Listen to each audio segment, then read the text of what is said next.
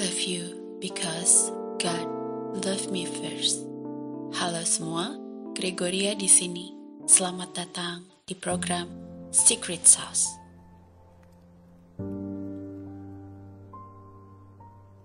Topik kita hari ini adalah, apakah kamu pernah mengalami hal yang sama? Hari ini aku akan bercerita sejak tahun 2020 hingga hari ini aku berada di Mekon Indah. Ya, 2 tahun aku berada di tempat ini. Mekon Indah adalah salah satu tempat favoritku, di mana Mekon Indah adalah tempat aku bertumbuh, tempat aku mengalami segala situasi dan kondisi, dan tempat yang mengajarkanku kebahagiaan. Sebelumnya, Mekon Indah berada di Kupang, Nusa Tenggara Timur, tepatnya di Penhui Timur. Dari Bandara Udara El Tari, hanya menghabiskan waktu 8-10 menit untuk sampai ke Mekon Indah. Baiklah, aku akan memperkenalkan Mekon Indah ini kepadamu. Mekon Indah mempunyai penginapan, di mana aku tinggal di sana. Mekon Indah juga mempunyai kebun sayur organik, tempat biasa aku mencampur seluruh pupuk-pupuk dan menanam sayur di sana. Mekon Indah juga mempunyai Taman 1000 Bougainville, yang aku ingat aku sudah menanam 60 bougainville di sana. Sehari-hari aku memotong ranting-ranting yang kering dan merawat mereka jika aku ada waktu. Apa yang terjadi? Begitu banyak tunas-tunas yang cantik dan indah bermunculan kembali. Bougainville adalah bunga yang sangat indah pada saat musim kering. Mekon Indah juga mempunyai kolam ikan yang berisi berbagai jenis ikan di dalamnya. Lalu dia mempunyai NMCC. NMCC adalah Niang Mose Convention Center, di mana biasanya orang memakai Niang Mose ini untuk acara pernikahan, kegiatan seminar, bedah buku, kegiatan budaya, dan lain sebagainya. Acara ulang tahun pun bisa. Tetapi setiap sore aku meluangkan waktu di Niang Mose untuk berdoa. Ya, aku menyempatkan diri untuk berdoa di sana karena tempatnya sangat sejuk dan ya, suasana kebun sangat membuat hati tenang dan damai. Oh iya pendengar, aku juga sehari-hari memberi makan ikan. Dan ketika aku memberi makan ikan, aku mengucapkan semoga bahagia, dan semoga bahagia. Karena ketika aku melemparkan makanan-makanan ikan ke dalam kolam, mereka saling berebut makanan dan itu yang membuat hatiku merasa gembira. Tidak hanya itu, Mekon Indah juga mempunyai tempat yoga loh. Ya, 1 tahun pertama aku di sini, aku yoga bersama teacher Irma Porat dan Yolan. Mekon Indah juga mempunyai lapangan badminton, lapangan futsal, dan tak kalah menarik, kafe, di mana kafe Mekon Indah ini menyediakan keripik, roti, tahu isi, dan makanan lainnya. Dan yang paling aku favoritin di kafe ini adalah kopi pahit Manggarai, yang terkadang menjadi teman untuk sejenak menenangkan diri atau melepaskan rasa lelah. Ya, begitulah perkenalan tentang Mekon Indah. Tetapi hari ini aku ingin menceritakan kejadian-kejadian lucu pada pendengar semua. Kejadian yang pertama adalah pada siang hari menuju sore.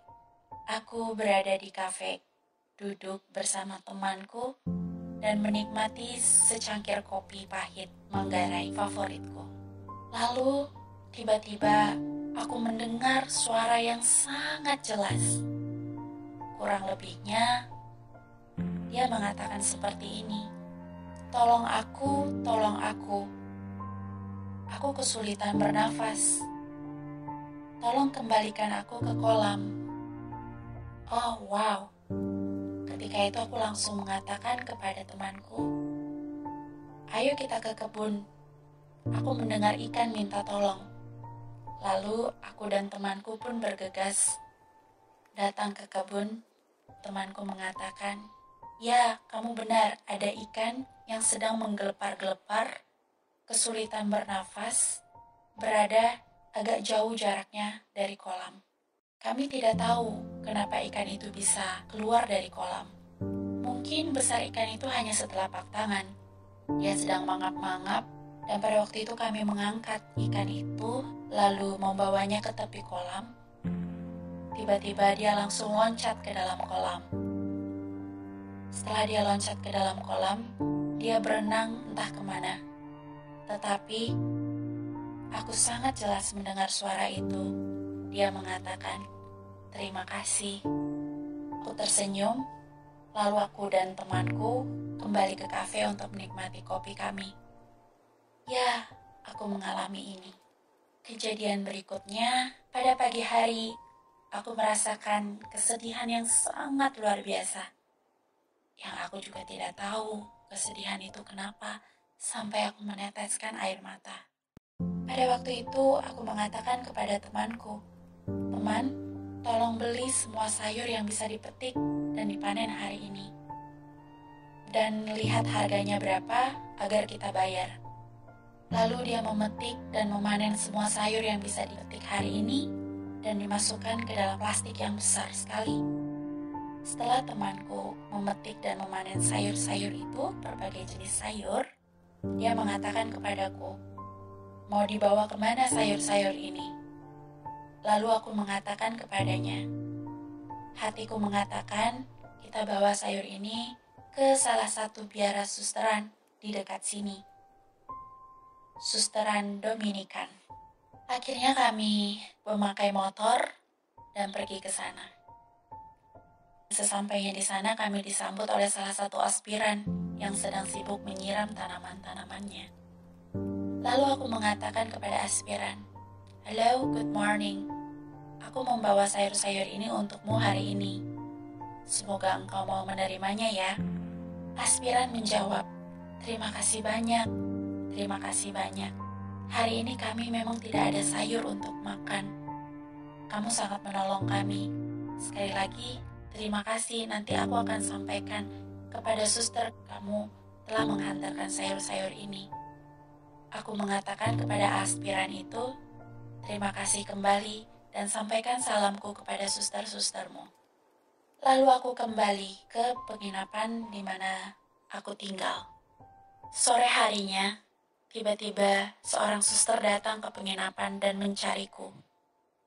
Dan dia membawa 2 buah delima di tangannya. Lalu dia mengatakan kepadaku, "Ini delima untukmu, 1 untukmu dan 1 untuk temanmu."